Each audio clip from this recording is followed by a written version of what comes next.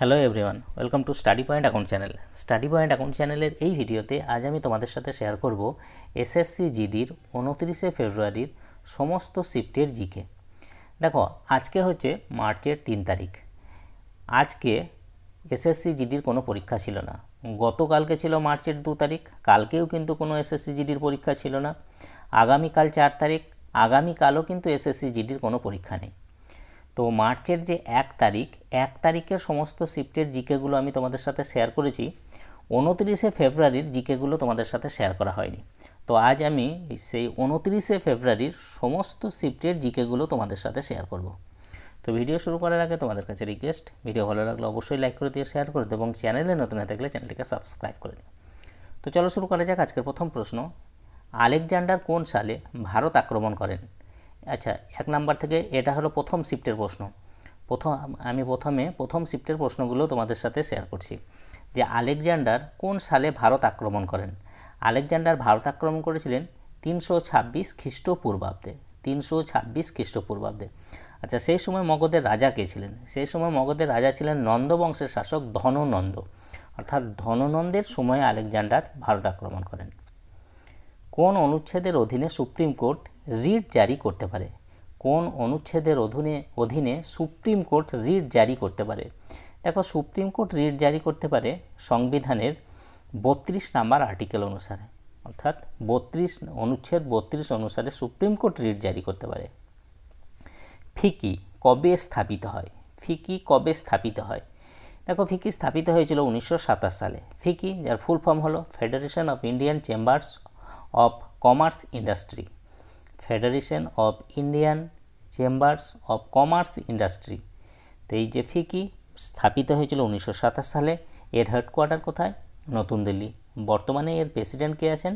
তিনি হলেন doctor anise Shah. 2011 সালের জনগণনা অনুসারে উত্তর পূর্ব ভারতের কোন রাজ্যের সাক্ষরতার হার সবচেয়ে বেশি? 2011 সালের জনগণনা অনুসারে উত্তর পূর্ব ভারতের কোন রাজ্যের সাক্ষরতার হার সবচেয়ে বেশি? এটা হলো মিজোরাম। মিজোরামের সাক্ষরতার হার সবচেয়ে বেশি উত্তর পূর্ব ভারতের রাজ্যগুলির মধ্যে। ইলোরার গুহা কোন রাজ্যে অবস্থিত? ইলোরার যে গুহা, সেটা কোন রাজ্যে অবস্থিত? এটা অবস্থিত মহারাষ্ট্রে অবস্থিত। মহারাষ্ট্রের ঔরঙ্গাবাদে অবস্থিত ইলোরার গুহা। 1992 সালে পদ্মভূষণ প্রাপ্ত সর্বকনিষ্ঠ ওড়িশি নৃত্যশিল্পী হলেন? 1992 সালে পদ্মভূষণ প্রাপ্ত সর্বকনিষ্ঠ যে ওড়িশি নৃত্যশিল্পী, তিনি কে? তিনি হলেন সোনাল মানসিং। সোনাল মানসিং কোন কোন শাস্ত্রীয় নৃত্যের সাথে সম্পর্কিত? তিনি ভারতনাট্যম ও ওড়িশি শাস্ত্রীয় নৃত্যের সাথে সম্পর্কিত। নিচের কোন দেশটি ভারতের প্রতিবেশী দেশ নয়? নিচের কোন দেশটি ভারতের প্রতিবেশী দেশ নয়? দেখো, সেখানে একটা অপশন ছিল জাপান। জাপান কিন্তু ভারতের প্রতিবেশী দেশ নয়। ভারতের প্রতিবেশী দেশ যেমন আফগানিস্তান, পাকিস্তান, নেপাল, ভুটান, চীন, বাংলাদেশ, মায়ানমার, এগুলো হলো ভারতের প্রতিবেশী দেশ। ভারতের কোন প্রাক্তন প্রধানমন্ত্রী সম্প্রতি ব্রিটেনের লাইফ টাইম অ্যাচিভমেন্ট সম্মানে ভূষিত হয়েছেন? ভারতের কোন প্রাক্তন প্রধানমন্ত্রী সম্প্রতি ব্রিটেনের লাইফ টাইম অ্যাচিভমেন্ট সম্মানে ভূষিত হয়েছেন? তিনি হলেন ডক্টর মনমোহন সিং। ডক্টর মনমোহন সিং এই সম্মানে ভূষিত হয়েছেন। অনুচ্ছেদ 19 এর বি ক্লজ কিসের সাথে সম্পর্কিত? অনুচ্ছেদ 19(1) বি যে ক্লজ, সেটা কিসের সাথে সম্পর্কিত? কারণ 19 যে আর্টিকেল, 19 নম্বর আর্টিকেলে 6টি অধিকারের, মৌলিক অধিকারের কথা বলা আছে। তো তার মধ্যে যে বি ক্লজ, সেটা কিসের সাথে সম্পর্কিত? এটা হল বলছে যে সকল নাগরিকের অস্ত্র ছাড়া শান্তিপূর্ণভাবে সমবেত হওয়ার অধিকার। অর্থাৎ অস্ত্র ছাড়া, উইদাউট আর্মস, শান্তিপূর্ণভাবে সমবেত হওয়ার অধিকার সকলের আছে। জয়দেবের গীত গোবিন্দ কোন নৃত্যের সাথে সম্পর্কিত? জয়দেবের যে গীত গোবিন্দ, সেটা কোন নৃত্যের সাথে সম্পর্কিত? এটা ওড়িশি নৃত্যের সাথে সম্পর্কিত, ওড়িশি। পরিবহন ও স্টোরেজ কোন সেক্টরের অন্তর্গত? পরিবহন ও স্টোরেজ কোন সেক্টরের অন্তর্গত? এটা হলো তৃতীয় সেক্টর বা টার্সিয়ারি সেক্টরের সাথে সম্পর্কিত। চাভাত ই বাজার কোন রাজ্য শুরু করেছে? চাভাত ই বাজার কোন রাজ্য শুরু করেছে? এটা করেছে গোয়া। গোয়া শুরু করেছে। নিচের কোন শব্দটি ক্রিকেটের সাথে সম্পর্কিত নয়? নিচের কোন শব্দটি ক্রিকেটের সাথে সম্পর্কিত নয়? একটা অপশান ছিল সেঞ্চুরি, থ্রো, হ্যাট্রিক, এই অপশানগুলো ছিল, আর একটা ছিল স্প্রিং।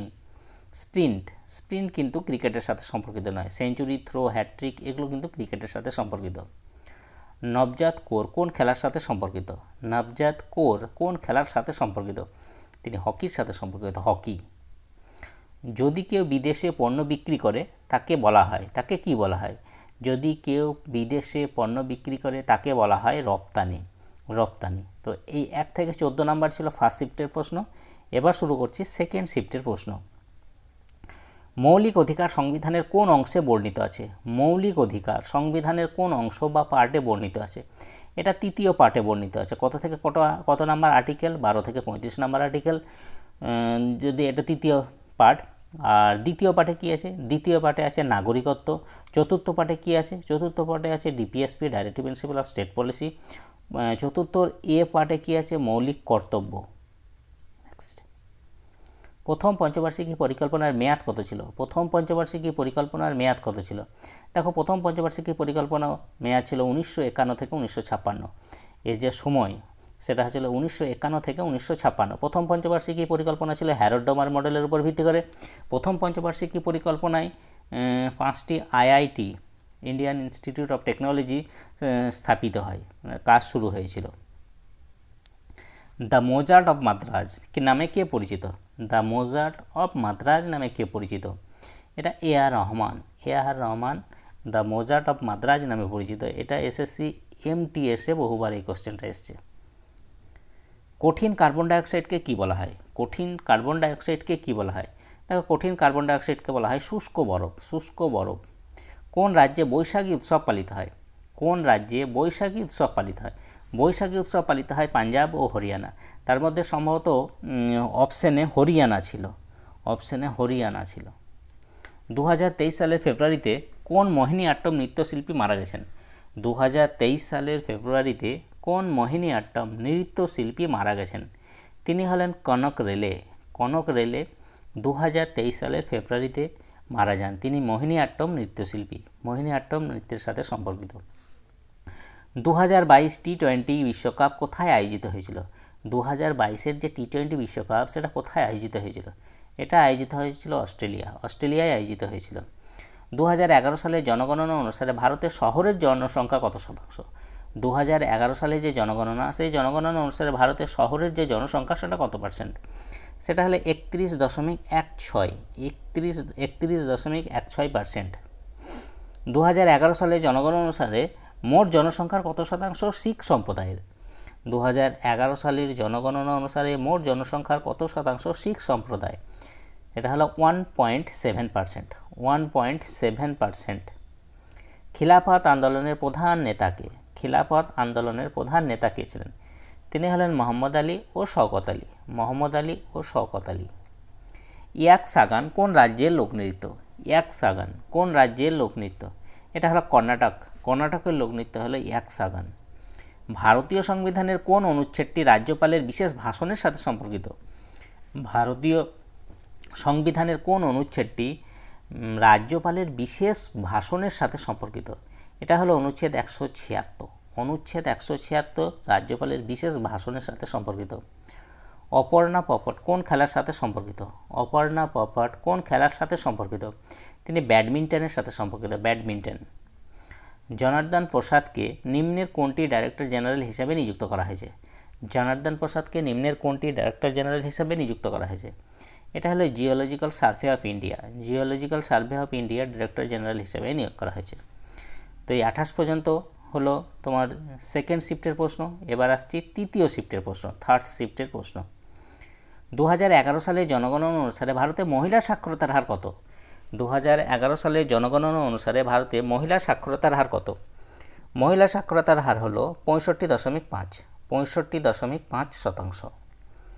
সুলতান আজলান শাহ কাপ কোথায় অনুষ্ঠিত হয়? সুলতান আজলান শাহ কাপ কোথায় অনুষ্ঠিত হয়? এটা অনুষ্ঠিত হয় মালয়েশিয়া, মালয়েশিয়ায় অনুষ্ঠিত হয়।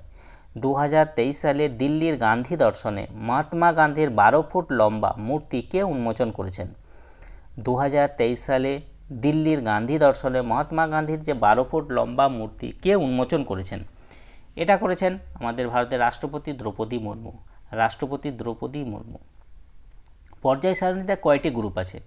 পর্যায় সারণী, যে আধুনিক পর্যায় সারণীতে কয়টি গ্রুপ আছে? গ্রুপ আছে 18টি। পর্যায় কতগুলো আছে? পর্যায় আছে 7। বিহু কোন রাজ্যের লোকনৃত্য? বিহু কোন রাজ্যের লোকনৃত্য? বিহু হলো আসামের লোকনৃত্য। বিহু একটা যেমন লোকনৃত্য তেমনি বিহু একটা উৎসব। তো একবার পরীক্ষায় এসেছিল যে নিম্নের কোনটি একটা লোকনৃত্য প্লাস একটা উৎসব, সেটা হলো এই বিহু। বিহু লোকনৃত্য আসামের, সঙ্গে বিহু উৎসবও।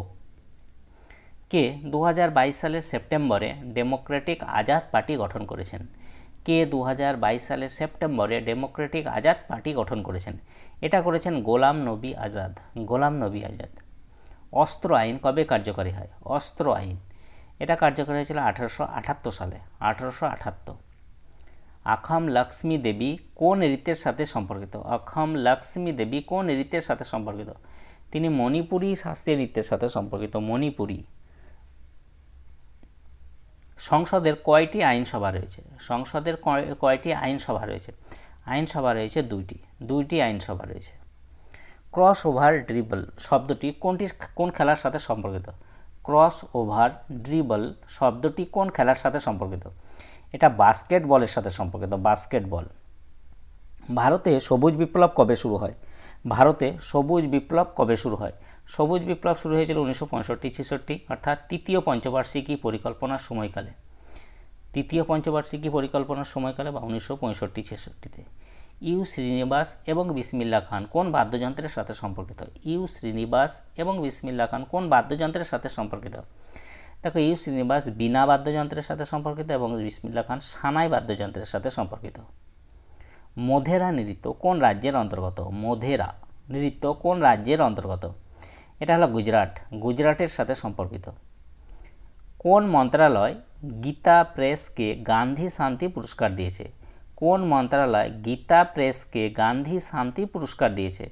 এটা দিয়েছে সংস্কৃতি মন্ত্রণালয়। সংস্কৃতি মন্ত্রণালয় গান্ধী শান্তি পুরস্কার দিয়েছে। অমৃত দিবান কাপ কোন খেলার সাথে সম্পর্কিত? অমৃত দিবান কাপ কোন খেলার সাথে সম্পর্কিত? এটা ব্যাডমিন্টনের সাথে সম্পর্কিত। ব্যাডমিন্টন। এবার শুরু হচ্ছে ফোর্থ শিফটের প্রশ্ন। 44 নাম্বার থেকে শুরু হচ্ছে ফোর্থ শিফটের প্রশ্ন। দেখো, সংবিধানের কোন অনুচ্ছেদে বলা হয়েছে যে ভারত অঙ্গরাজ্য সমূহের ইউনিয়ন? সংবিধানের কোন অনুচ্ছেদে বলা হয়েছে যে ভারত অঙ্গরাজ্য সমূহের ইউনিয়ন? এটা আমাদের সংবিধানের প্রথম যে অনুচ্ছেদ অর্থাৎ আর্টিকেল 1-এই এটা বলা হয়েছে যে ভারত অঙ্গরাজ্য সমূহের ইউনিয়ন। 2022 কমনওয়েলথ গেমস কোথায় অনুষ্ঠিত হয়েছিল? 2022-এর যে কমনওয়েলথ গেমস এটা কোথায় অনুষ্ঠিত হয়েছিল? এটা অনুষ্ঠিত হয়েছিল ইংল্যান্ডের বার্মিংহামে অনুষ্ঠিত হয়েছিল 2022 কমনওয়েলথ গেমস। আচ্ছা, ভারতে এখনও পর্যন্ত একবারই কমনওয়েলথ গেমস অনুষ্ঠিত হয়েছে, সেটা হলো 2010 সালে ভারতে একবারই কমনওয়েলথ গেমস অনুষ্ঠিত হয়েছে, সেটা হলো 2010 সালে। ভারতে সবুজ বিপ্লবের জনক কাকে বলা হয়? ভারতে সবুজ বিপ্লবের জনক বলা হয় এম.এস. স্বামীনাথন। এম.এস. স্বামীনাথনকে বলা হয় ভারতের সবুজ বিপ্লবের জনক। কত্থক সম্রাট নামে কে পরিচিত? কত্থক সম্রাট নামে কে পরিচিত? তিনি হলেন বিরজু মহারাজ। বিরজু মহারাজ কত্থক সম্রাট নামে পরিচিত। দশম পঞ্চবার্ষিকী পরিকল্পনার যে সময়কাল সেটা কত? দশম পঞ্চবার্ষিকী পরিকল্পনার সময়কাল কত? দেখো, দশম পঞ্চবার্ষিকী পরিকল্পনার সময়কাল হলো 2002 থেকে 2007 সাল পর্যন্ত। 2002 থেকে 2007 সাল পর্যন্ত। প্রথম বালিকা বিদ্যালয়ের প্রতিষ্ঠাতাকে? প্রথম যে বালিকা বিদ্যালয়, সেই বালিকা বিদ্যালয়ের প্রতিষ্ঠাতাকে? প্রথম বালিকা বিদ্যালয়ের প্রতিষ্ঠাতা হলেন সাবিত্রীবাই ফুলে। সাবিত্রীবাই ফুলে হলেন প্রথম বালিকা বিদ্যালয়ের প্রতিষ্ঠাতা। সাবিত্রীবাই ফুলে হলেন প্রথম বালিকা বিদ্যালয়ের প্রতিষ্ঠাতা। আন্তর্জাতিক লুসোফোন উৎসব কোথায় পালিত হয়? আন্তর্জাতিক যে লুসোফোন উৎসব সেটা কোথায় পালিত হয়? এটা গোয়াতে পালিত হয়। গোয়া। এটা প্রিভিয়াস ইয়ারের প্রশ্ন। এই কোশ্চেনটা বহুবার এসেছে প্রিভিয়াস ইয়ারে, যে লুসোফোন উৎসব কোথায় পালিত হয়। জনগণনা কোন মন্ত্রণালয়ের অন্তর্গত? জনগণনা কোন মন্ত্রণালয়ের অন্তর্গত? জনগণনা স্বরাষ্ট্র মন্ত্রণালয়ের অন্তর্গত। স্বরাষ্ট্র মন্ত্রণালয়। কার সভাপতিত্বে 1881 সালের যে জনগণনা সেটা পরিচালিত হয়েছিল? ভারতের যে প্রথম নিয়মিত জনগণনা সেটা প্রথম শুরু হয়েছিল এই 1881 সালে। তো কার সভাপতিত্বে 1881 সালের যে জনগণনা সেটা পরিচালিত হয়েছিল? এটা হলো ডব্লিউ.সি. প্লডেন। ডব্লিউ.সি. প্লডেনের নেতৃত্বে এই জনগণনা পরিচালিত হয়েছিল। পণ্ডিত রবিশঙ্কর ও বিলায়েত খান কিসের সাথে সম্পর্কিত? পণ্ডিত রবিশঙ্কর ও বিলায়েত খান কিসের সাথে সম্পর্কিত? দেখো দুজনেই কিন্তু সেতার বাদক, সেতার বাদ্যযন্ত্রের সাথে সম্পর্কিত। অস্ট্রেলিয়ার রাজধানী ক্যানবেরা, তো টরন্টো কার রাজধানী? টরন্টো কার রাজধানী? এটা হলো কানাডার যে অন্টারিও প্রদেশের রাজধানী, কানাডার অন্টারিও প্রদেশের রাজধানী হলো টরন্টো। সেন্ট্রাল ভিজিল্যান্স কমিশনের চেয়ারম্যানকে? সেন্ট্রাল ভিজিল্যান্স কমিশনের চেয়ারম্যানকে? তিনি হলেন প্রবীর কুমার শ্রীবাস্তব। প্রবীণ কুমার শ্রীবাস্তব হলেন সেন্ট্রাল ভিজিল্যান্স কমিশনের চেয়ারম্যান। তো এই ছিল তোমার 29শে ফেব্রুয়ারির সমস্ত শিফটের প্রশ্ন। 29শে ফেব্রুয়ারি। তো যদি তোমাদের ভিডিওটা ভালো লাগে অবশ্যই লাইক করে দিও, শেয়ার করে দিও এবং চ্যানেলে নতুন হয়ে থাকলে চ্যানেলটিকে সাবস্ক্রাইব করে নিও। তো আজ এই পর্যন্ত, ওকে বাই।